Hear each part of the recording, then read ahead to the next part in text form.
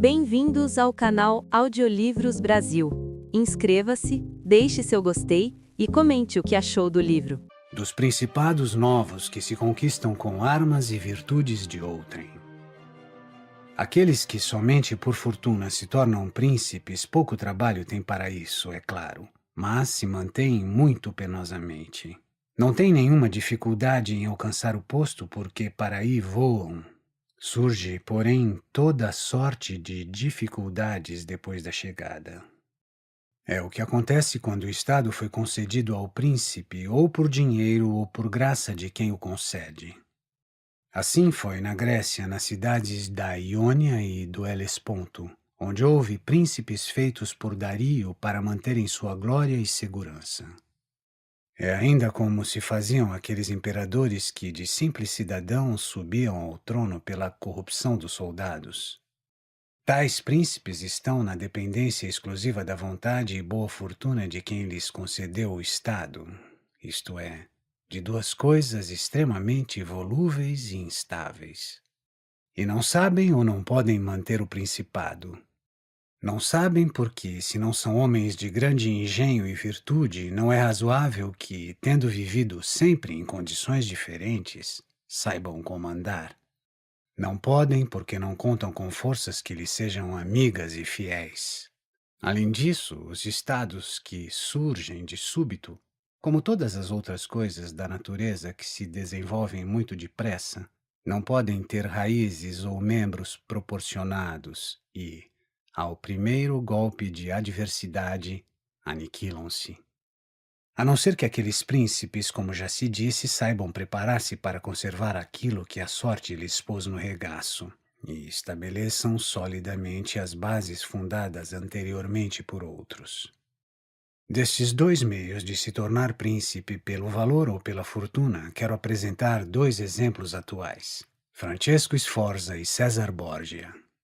Francesco, pelos meios devidos e por grande valor, de simples particular se tornou duque de Milão e pôde manter facilmente aquilo que havia conquistado à custa de afanosos trabalhos. Por outro lado, César Borgia, chamado pelo povo Duque Valentino, adquiriu o estado com a fortuna do pai e sem esta o perdeu. Não obstante houvesse feito tudo quanto devia fazer um homem prudente e valoroso, a fim de que criasse raízes nos estados que as armas e a fortuna de outrem lhe haviam concedido. É que, como já se disse acima, quem não prepara as bases antes poderá fazer depois esse trabalho se tem grande capacidade, ainda que com aborrecimento para o arquiteto e perigo para o edifício.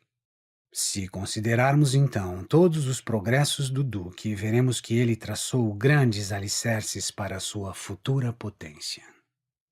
Não julgo que seja supérfluo discorrer a respeito, porque eu não saberia regras melhores para oferecer a um príncipe novo do que o exemplo das ações do Duque. E se seu modo de agir não lhe aproveitou, não foi sua culpa, e sim por força de extremos reveses da sorte. Alexandre VI encontrou grandes dificuldades imediatas e remotas para o engrandecimento do filho. Primeiro, não encontrava meio de poder torná-lo senhor de algum estado que não fosse estado da Igreja, e sabia que, se tentasse apoderar-se de um destes, o Duque de Milão, e os venezianos não lhe o consentiriam, uma vez que Faenza e Rímini estavam já sob a proteção dos venezianos. Via, além disso, as tropas da Itália, e especialmente aquelas de que se teria podido servir, estarem em mãos de quem devia temer a grandeza do Papa, e nelas não podia fiar-se, pertencendo todas aos Orsini e Colonna e seus partidários. Era necessário, portanto, que se perturbasse aquela ordem e fossem desorganizados os estados destes para se tornar possível a conquista de um deles. Isto não lhe foi difícil, pois os venezianos, movidos por outras razões, se decidiram a facilitar a volta dos franceses à Itália, a que não fez oposição e até tornou mais fácil com a dissolução do primeiro matrimônio do rei Luís. O rei entrou, portanto, na Itália com auxílio dos venezianos e consentimento de Alexandre. Logo que o rei chegou a Milão, o Papa teve tropa para a conquista da Romanha, empresa tornada possível só pela fama do rei. Tendo o duque conquistado a Romanha e batido os Colonna, Querendo manter aquela e prosseguir, encontrava dois impedimentos. Um, as suas tropas que não lhe pareciam fiéis, e o outro, a vontade da França. Temia o duque que lhe faltassem as tropas dos Orsini, das quais se valera, e não só o impedissem de conquistar, como lhe arrancassem a terra já conquistada e, além disso, que o rei não lhe fizesse o mesmo. Dos Orsini confirmaram-se as suas suspeitas quando, depois de ter entrado em Faenza, assaltou Bolonha e notou a sua frieza naquele assalto. Relativamente às intenções do rei, conheceu-as quando, conquistado o ducado de Urbino, assaltou a Toscana. O rei fez com que desistisse dessa empresa. Por isso, o duque deliberou não depender mais das armas e fortuna de outrem. E a primeira coisa que fez foi enfraquecer as facções dos Orsini e Colonna em Roma. De todos os aderentes destes, que fossem gentis homens, procurou o apoio, tornando-os gentis homens seus e lhes dando grandes pensões em dinheiro, e honrou-os, segundo suas qualidades, com postos de comando e de governo, de modo que, em poucos meses, a afeição que nutriam pelos partidos se extinguiu totalmente, passando toda para o duque. Depois esperou a ocasião de extinguir os chefes dos Orsini, estando já dispersos os da casa de Colonna. Não tardou a se apresentar tal oportunidade e o duque soube bem aproveitar-se dela. Com efeito, os Orsini, tendo-se apercebido tarde demais que o poder do duque e o da igreja trariam a sua ruína, realizaram um conselho em Magione no Perugino. Daí surgiram a rebelião de Urbino e os tumultos da Romanha, com inúmeros perigos para o duque, que a todos superou com o auxílio dos franceses. Tendo readquirido com isso sua reputação, e não se fiando mais da França, nem de outros agentes externos, para não ter de acrescer-lhe as forças, recorreu à astúcia. E tão bem soube dissimular as suas intenções que os Orsini se reconciliaram com ele por intermédio do Sr. Pagolo. Para assegurar-se melhor deste, o duque não omitiu nenhuma prova de amizade, dando-lhe dinheiro, roupas e cavalos, tanto assim que a ingenuidade dos Orsini levou-os à Sinigália, à discrição do duque. Extintos, pois, esses chefes e reduzidos os seus correligionários a amigos do duque, havia este conseguido muito bons alicerces para o seu poder, conquistando toda a Romanha com o ducado de Urbino, parecendo-lhe, além disso, ter ganho a amizade da Romanha e todos aqueles povos que haviam começado a gozar de prosperidade. Como esta parte da ação do duque é digna de registro e de imitação, não quero silenciar a respeito. Logo que se apoderou da Romanha, tendo-a encontrado, em geral, sujeita a fracos senhores, que mais espoliavam do que governavam os seus súditos, dando-lhes apenas motivo de desunião, tanto que aquela província estava cheia de latrocínios, de tumultos e de toda sorte de violências, julgou o duque que era necessário para torná-la pacífica e obediente ao braço régio, dar-lhe bom governo. E ali colocou, então, Ramiro de Orco, homem cruel e expedito ao qual outorgou plenos poderes. Este, em pouco tempo, conseguiu fazer com que a Romanha se tornasse pacífica e unida, tendo alcançado ele mesmo grande reputação. O duque julgou depois que já não era necessária tanta autoridade, pois temia que se tornasse odiosa, e constituiu um juízo civil no centro da província com um presidente ilustre e benquisto, e no qual cada cidade estava representada. Sabendo que os rigores passados haviam criado ódios contra ele próprio, para apagá-los do ânimo daqueles povos e conquistá-los a todos, definitivamente em tudo quis demonstrar que, se haviam sido cometidas crueldades, não procediam dele e sim da dureza de caráter do ministro. E, em vista disso, tendo ocasião, mandou exibi-lo certa manhã em Cesena, em praça pública, cortado em 2 pedaços. tendo ao lado um pedaço de pau e uma faca ensanguentada. A ferocidade desse espetáculo fez com que o povo ficasse a um tempo satisfeito e espantado. Voltemos, porém, ao ponto de partida. Encontrando-se o duque bastante poderoso e acoberto, em parte, de perigos presentes, por já terem tropas suas extinguido em grande parte as forças vizinhas que o poderiam incomodar, restava-lhe, querendo prosseguir nas conquistas, o temor ao rei da França. Sabia que os seus progressos não seriam suportados pelo rei, o qual se apercebera tarde do seu erro. Começou, por isso, a procurar amizades novas e a tergiversar com a França na incursão que os franceses levaram a efeito no reino de Nápoles contra os espanhóis que assediavam Gaeta. Queria assegurar-se contra a França, o que lhe teria sido fácil conseguir se Alexandre vivesse. Esta foi a sua política quanto às coisas presentes. Mas, com relação ao futuro, tinha a temer, primeiro, que o novo Papa lhe fosse hostil e procurasse tirar-lhe o que Alexandre lhe dera. Pensou agir de 4 modos. Primeiro, extinguir a linha de todos aqueles senhores que despojara, para evitar protestos de intervenção do Papa. Segundo, conquistar todos os gentis homens de Roma, como foi dito, para poder, com seu auxílio, enfrentar o Papa. Terceiro, aumentar o mais possível a própria influência no Sacro Colégio. Quarto, conquistar a maior soma de poder antes da morte do Papa, a fim de poder resistir por si mesmo a um primeiro ataque. Dessas 4 coisas, já realizara 3 por ocasião da morte de Alexandre. A 4ª estava quase terminada. Dos senhores espoliados matou quantos pôde alcançar, e foram pouquíssimos os que se salvaram. Havia alcançado o apoio dos gentis homens romanos e, no Sacro Colégio, tinha formado um grande partido. Quanto à nova conquista, havia designado tornar-se senhor da Toscana e já possuía Perugia e Piombino e tomara a proteção de Pisa. E logo que não o preocupasse mais o temor da França, por terem sido já expulsos os franceses do reino de Nápoles pelos espanhóis, de modo que a ambos era necessário procurar sua amizade, o duque se precipitaria sobre Pisa. Depois disso, Lucca e Siena cederiam logo, em parte movidos pelo ódio aos florentinos e em parte pelo medo.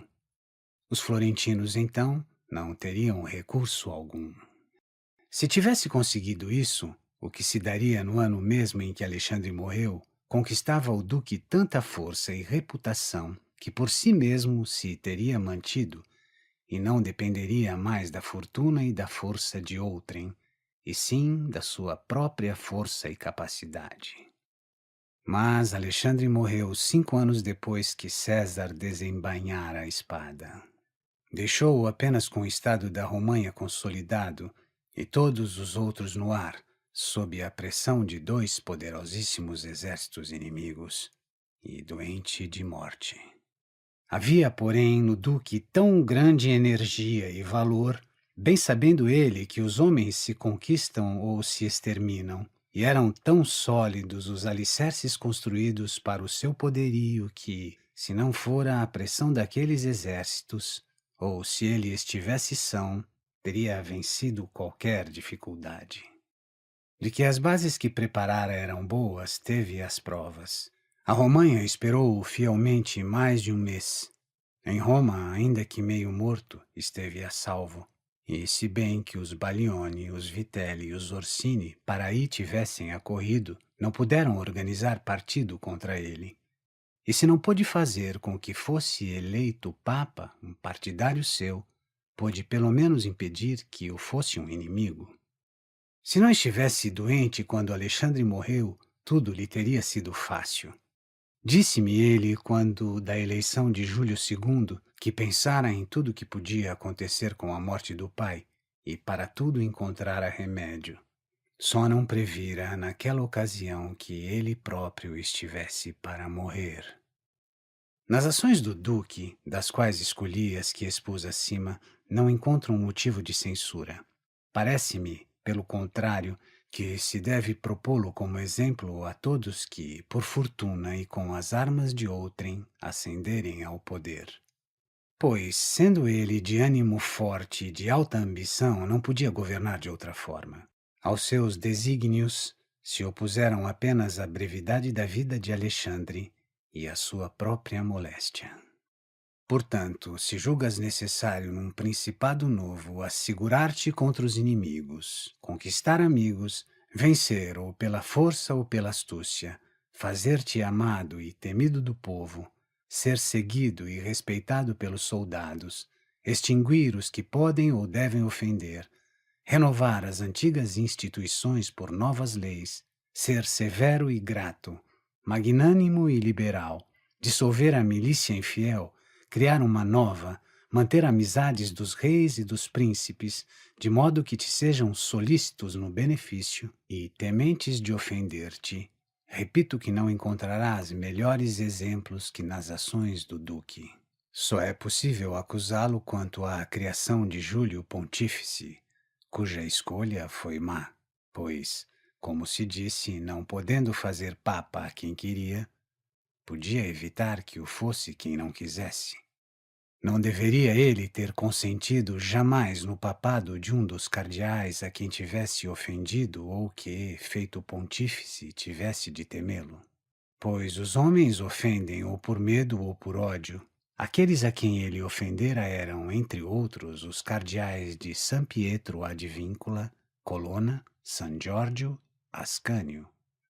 Todos os outros, se tornassem papas, tinham por que temê-lo, exceto de João e os espanhóis, estes por força de aliança e obrigação, aquele pela força do rei da França. O duque devia, portanto, fazer com que fosse eleito papa um espanhol. Não o podendo, devia consentir em que o papa fosse o cardeal de João e não de San Pietro ad Vincula. Engana-se quem acreditar que nas grandes personagens os novos benefícios fazem esquecer as antigas injúrias. O duque errou, pois, nessa eleição, e foi ele mesmo o causador de sua ruína definitiva.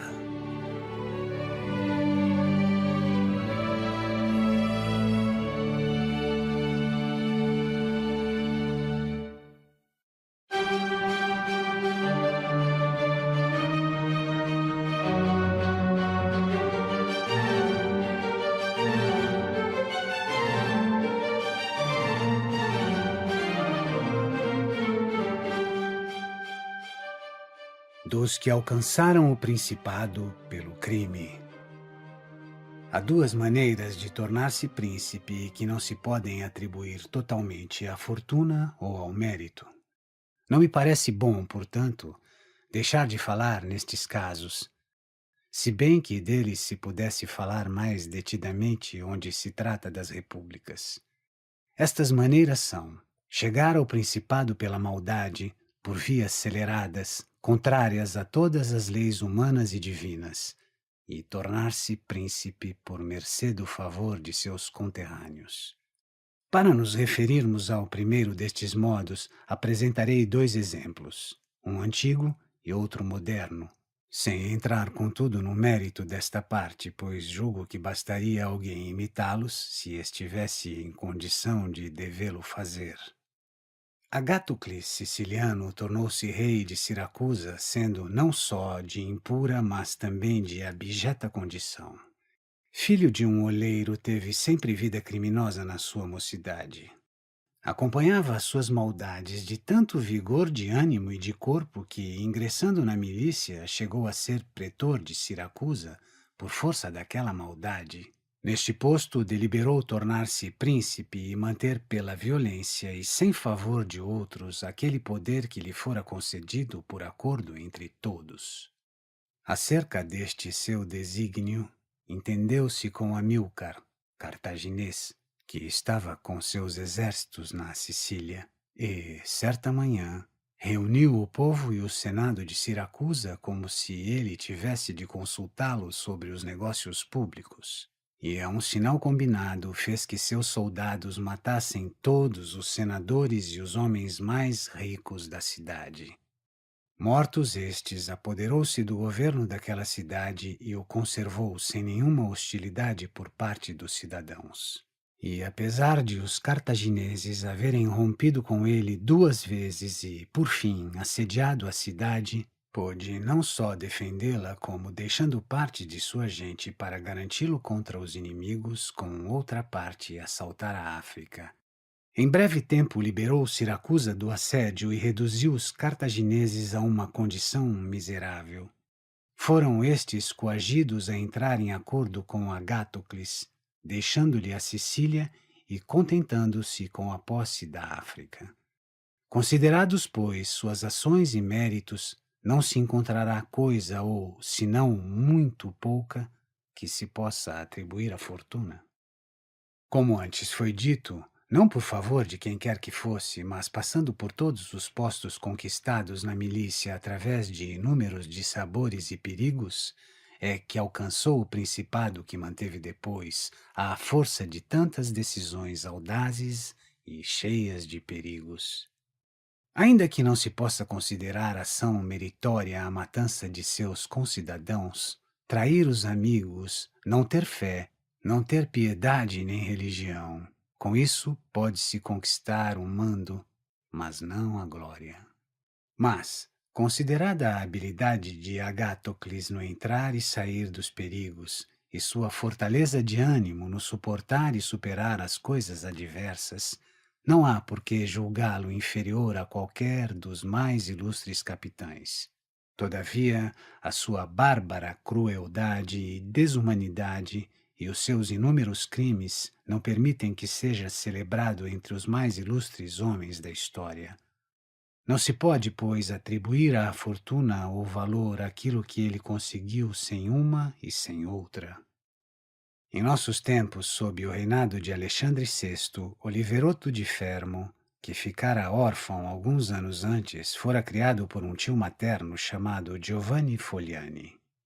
Nos primeiros tempos de sua juventude, dedicou-se à vida militar sob a direção de Paulo Vitelli, a fim de que, afeito àquela disciplina, alcançasse algum alto posto na milícia. Morto Paulo, esteve sob o comando de Vitellozzo, seu irmão. E dentro de pouco tempo, como fosse engenhoso, forte e valoroso, tornou-se o primeiro homem de sua corporação. Pareceu-lhe, porém, coisa abjeta continuar a servir com outros e auxiliado de alguns cidadãos de Fermo, que preferiram a servidão à liberdade de sua pátria e com a ajuda de Vitellozzo quis ocupar aquela cidade. E escreveu a Giovanni Fogliani dizendo que, como estivera muitos anos fora de casa, desejava ir visitá-lo e a sua cidade para conhecer o seu patrimônio, e como não trabalhara senão para conseguir honras, a fim de que seus concidadãos vissem que não perdera o tempo em vão, queria ir em grande pompa e acompanhado de 100 cavaleiros, seus amigos e servidores. Rogava ao tio que se servisse de ordenar aos cidadãos de Fermo que o recebessem com homenagens. Isso representaria uma honra para o tio que o tinha educado. Giovanni não deixou de atender na menor coisa ao seu sobrinho. Recebeu-o com grandes festas, alojou-o e a sua comitiva na própria casa. Passados alguns dias, estando tudo pronto para que ordenasse o necessário à sua futura perfídia, organizou um banquete soleníssimo para o qual convidou Giovanni Fogliani e todos os homens de maior destaque da cidade de Fermo. Terminado o banquete e os divertimentos da praxe, Oliveroto propositadamente encetou uma conversa a respeito de assuntos graves, da grandeza do Papa Alexandre e de César, seu filho, e dos seus empreendimentos. Tendo Giovanni e os outros expendido também considerações a respeito, ele, a um dado momento, levantou-se e disse que aquilo era coisa que se devia discutir em lugar mais reservado. Dirigindo-se a seguir para um aposento ao lado, todos os outros o seguiram. Logo que se assentaram, saíram de esconderijos soldados que mataram Giovanni e todos os outros. Depois desse homicídio coletivo, Oliveroto montou a cavalo e percorreu a cidade e assediou o Supremo Magistrado em seu palácio. Aterrorizados, foram obrigados a obedecê-lo e a formar um governo do qual ele era o chefe. E mortos todos os que, por descontentes, poderiam prejudicá-lo, reforçou-se por novas leis civis e militares, de modo que, durante o ano que governou a província, não só conseguira assegurar-se da cidade de Fermo, mas também tornar-se temido por todos os seus vizinhos. E seria difícil tomar-lhe a cidade, como aconteceu com Agátócles, se não se tivesse deixado enganar por César Borgia, quando este, em Sinigália, como se disse antes, aprisionou os Orsini e os Vitelli. Assim, um ano depois de haver cometido o parricídio, foi estrangulado juntamente com Vitellozzo, que fora um mestre de suas virtudes e ignomínias. Poderia alguém surpreender-se pelo fato de que Agátócles e semelhantes, depois de tantas traições e crueldades, pudessem viver tranquilamente e a salvo em sua pátria e defender-se dos inimigos externos e de que os cidadãos não conspirassem contra eles, considerando-se tanto mais que muitos outros não puderam, por sua crueldade, conservar o mando nem nos tempos de paz, nem nos tempos duvidosos de guerra. Creio que isto seja consequência de serem as crueldades mal ou bem praticadas. Bem usadas se podem chamar aquelas, se é que se pode dizer bem do mal, que são feitas de uma só vez, pela necessidade de prover a alguém a própria segurança, e depois são postas à margem, transformando-se o mais possível em vantagens para os súditos. Mal-usadas são as que, ainda que a princípio sejam poucas, em vez de extinguir, crescem com o tempo. Os que observam a primeira destas linhas de conduta podem, com a ajuda de Deus e dos homens, encontrar remédio às suas consequências, como aconteceu com Agátócles. Aos outros é impossível manter-se. É de notar-se aqui que, ao apoderar-se de um Estado, o conquistador deve determinar as injúrias que precisa levar a efeito e executá-las todas de uma só vez, para não ter que renová-las dia a dia. Deste modo, poderá incutir confiança nos homens e conquistar-lhes o apoio, beneficiando-os. Quem age por outra forma, ou por timidez, ou por força de maus conselhos, tem sempre necessidade de estar com a faca na mão e não poderá nunca confiar em seus súditos, porque estes, por sua vez, não se podem fiar nele, mercê das suas recentes e contínuas injúrias. As injúrias devem ser feitas todas de uma vez, a fim de que, tomando-se-lhes menos o gosto, ofendam menos, e os benefícios devem ser realizados pouco a pouco, para que sejam mais bem saboreados. Sobretudo, um príncipe deve viver com seus súditos de modo que nenhum acidente, bom ou mau, o faça variar, porque, vindo, com tempos adversos às necessidades, não terás tempo de fazer o mal, e o bem que fazes não te beneficia, pois julga-se forçado, e ninguém te agradecerá a sua prática.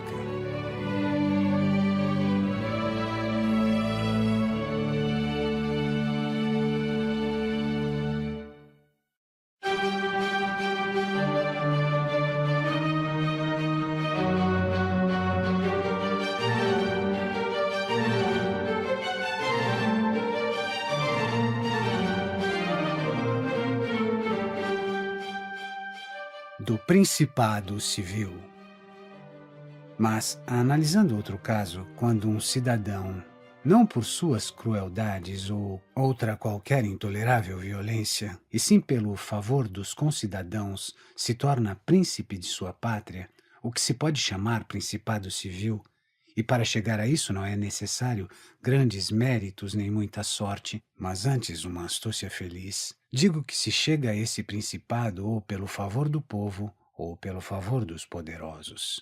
É que em todas as cidades se encontram estas duas tendências diversas, e isto nasce do fato de que o povo não deseja ser governado nem oprimido pelos grandes, e estes desejam governar e oprimir o povo. Destes dois apetites diferentes nasce nas cidades um destes três efeitos: principado, liberdade, desordem.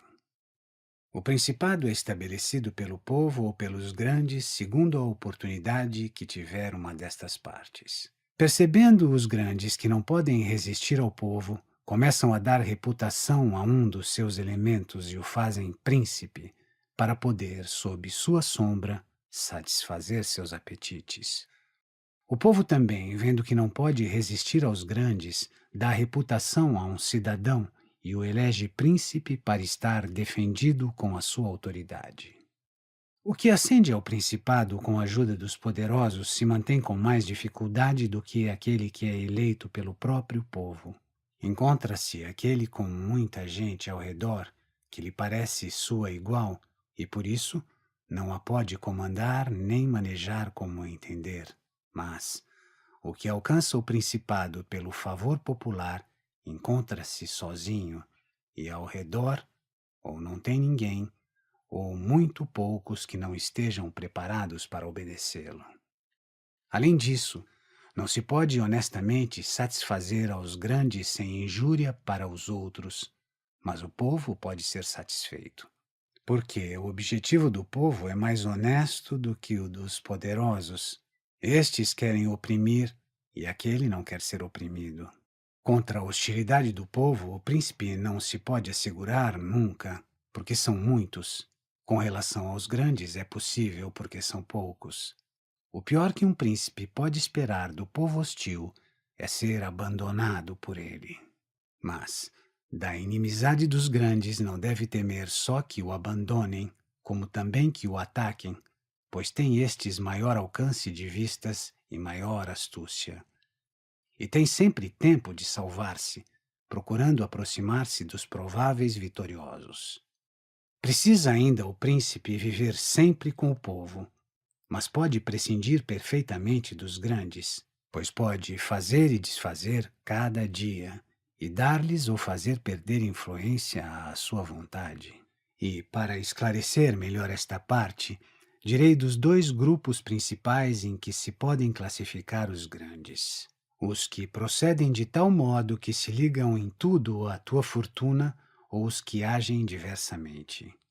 Aqueles que se obrigam para contigo e não são rapazes devem ser respeitados e amados. Os que não se obrigam daquela forma devem ser examinados sob dois aspectos. Se agem assim por pusilanimidade e defeito natural de caráter, deverás servir-te deles, especialmente se podem dar-te bons conselhos, porque em tempos felizes isso te honrará e nos adversos nada terás que temer.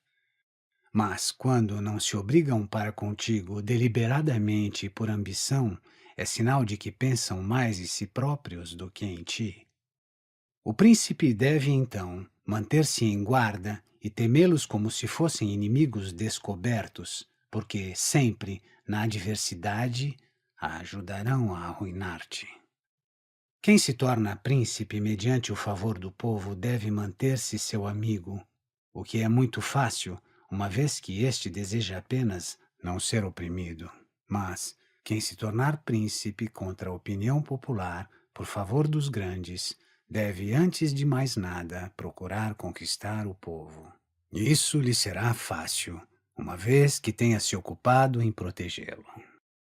E como os homens, quando recebem benefícios de quem só esperavam o mal, se obrigam mais para com o benfeitor, torna-se o povo logo mais seu amigo do que se o príncipe houvesse sido levado ao poder por favor seu. Isso pode ser conseguido pelo príncipe de muitas maneiras, das quais não se pode traçar uma regra certa porque elas variam conforme as circunstâncias. Irei deixá-la de parte por isso. Concluirei somente que é necessário a um príncipe que o povo lhe vote amizade. Do contrário, fracassará nas adversidades. Nabis, príncipe dos espartanos, suportou o longo assédio de toda a Grécia e de um exército romano poderosíssimo, e contra eles defendeu a pátria e o Estado. Bastou-lhe apenas, quando o perigo sobreveio, assegurar-se de poucos. Não lhe bastaria isso se o povo fosse seu inimigo, E a quem estiver contra esta minha opinião, baseado naquele velho provérbio que diz que quem se apoia no povo tem alicerces de Baal, direi que isso é verdade quando um cidadão acredita que o povo o liberte quando estiver, por acaso, oprimido pelos inimigos ou pelos magistrados. Nesse caso, são frequentes os enganos, como os Gracos em Roma e Messer Giorgio Scali em Florença. Tratando-se, porém, de um príncipe que saiba comandar e seja homem de coragem, que não se abata nas adversidades, não se esqueça das outras precauções e tenha com seu próprio valor e conduta incutido confiança no povo, jamais será enganado por este e verá que reforçou os seus alicerces. Principados dessa espécie correm perigo quando estão a pique de mudar de um governo civil para um absoluto, porque esses príncipes ou governam por si próprios ou por intermédio de magistrados. Neste último caso, a sua estabilidade é precária e incerta porque dependem completamente da vontade dos cidadãos prepostos nas magistraturas, os quais, máxime em tempos adversos, podem lhe arrebatar o Estado com grande facilidade, movendo-lhe guerra ou não lhe prestando obediência. E o príncipe já não poderá, nos perigos, reconquistar a autoridade absoluta, porque os cidadãos e os súditos habituados a seguir as ordens dos magistrados não estão naquela emergência para obedecer às suas.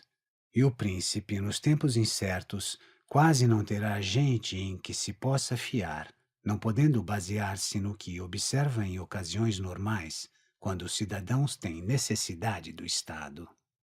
Então, todos correm ao seu encontro, todos prometem, e não há quem não queira morrer por ele quando a morte está longe. Mas, na adversidade, quando o Estado necessita dos cidadãos, encontram-se poucos. E essa experiência é tanto mais perigosa quando é certo que não é possível fazê-la, senão uma vez. Conclui-se daí que um príncipe prudente deve cogitar da maneira de fazer-se sempre necessário aos seus súditos e de precisarem estes do Estado. Depois, estes lhe serão sempre fiéis.